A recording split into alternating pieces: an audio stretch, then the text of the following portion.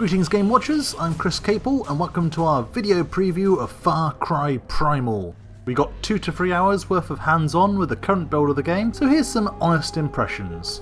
A lot of things about Far Cry Primal are unconventional. For one, it was announced in October 2015, just 3 months ago, and it's out next month. I didn't realise games could do that. Secondly, Ubisoft have taken the popular shooter series and removed the shooting.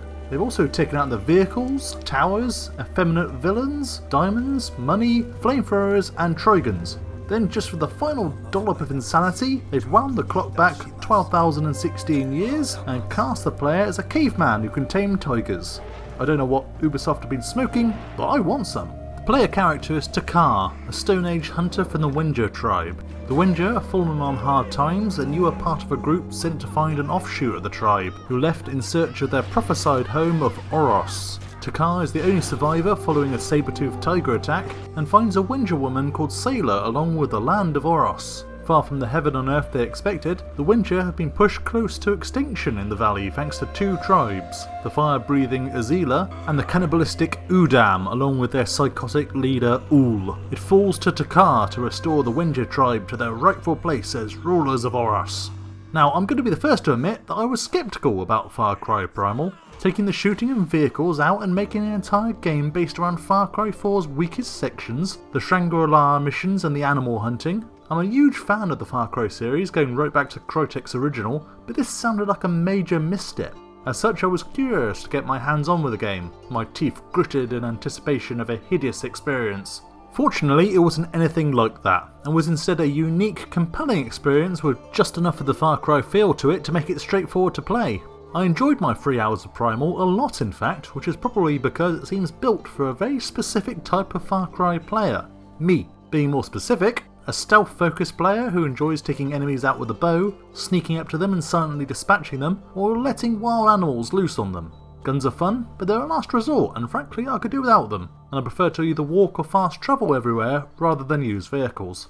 If you hit this category, then get Primal back on your radar, because it's made for you. While it's possible to run into an enemy camp and smack them all to death with Takar's club, with mauling backup from the tamed lion, and indeed beyond the first sneaky killing that's what I mostly did as my time with the game was limited, Ubisoft clearly intends stealth to be the main way of taking out Udam warriors. Without guns, mounted turrets, vehicles and the like, taking on a bunch of bloodthirsty cannibals single-handed is a good way to end up a meal. Stealth works similarly to how it does with the last few Far Cry games, with crouching, hiding in long grass, distracting enemies with rocks, picking off individuals with an arrow to the neck, and if all else fails, lure something dangerous over with bait.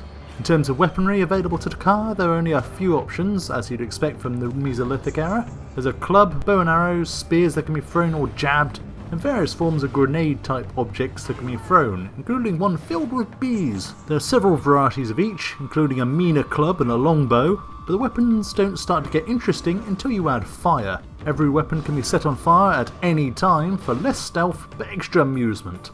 This is particularly good news because Far Cry's already excellent fire systems seem even more impressive this time, with any small brush fire able to become a harrowing inferno in no time at all. In Primal though, Takar's most important tool isn't a weapon, it's his animal companions. Clearly inspired by the magical tiger in Far Cry 4's Shangri-La missions, Takar's role as the tribe's beastmaster, given to me by a strange shaman near the start of the game, changes the Far Cry formula up a lot. Last, we get a companion to order around. There are 17 animals altogether to tame, which is done by simply luring a beast with bait and then holding the tame button. Of course, doing it without getting your throat torn out beforehand is another matter. You start off being able to tame basic dog and wolf types, then can upgrade throughout the game to the point where you can tame giant bears and saber-toothed tigers. This beast can then be ordered to go and stay at a certain spot, attack a target, or just generally hang around with Takar and attack things. Furthermore, when the player crouches, your power also goes into stealth mode, which is handy. You can feed them meat to restore their health, and pet them because of course you can. The other ability Takar has available to him is summoning an owl, which the player can then use to scout the area, tag enemies, and after an upgrade, attack. All very useful and makes combat a million times more exciting. Of course there are many other things that we can talk about. One of the possibly more contentious introductions is Hunter Vision, adding Batman Arkham Asylum's Detective Vision to yet another open world game series. It is useful at least, particularly when it comes to tracking, although it is annoying that it doesn't show enemies in a different colour. Crafting and character stroke weapon upgrades are back in full force, and all require various materials or village upgrades to complete. Oh yes, you can help build up the Wenja village too, and as you do so, Takar gains access to better personal upgrades. There's also the slightly anachronistic grappling claw, but I'll let that pass, as it's awesome.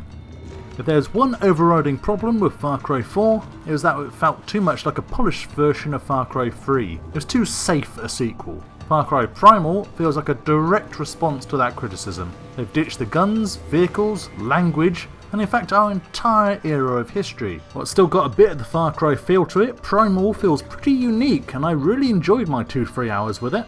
There are still questions about whether the relatively simple gameplay and goals will get repetitive or dull after a few hours, and with only 2 tribes to fight against, if Primal will offer the same amount of gameplay as its numbered forebears, or will it be a short entertaining spin-off like Blood Dragon?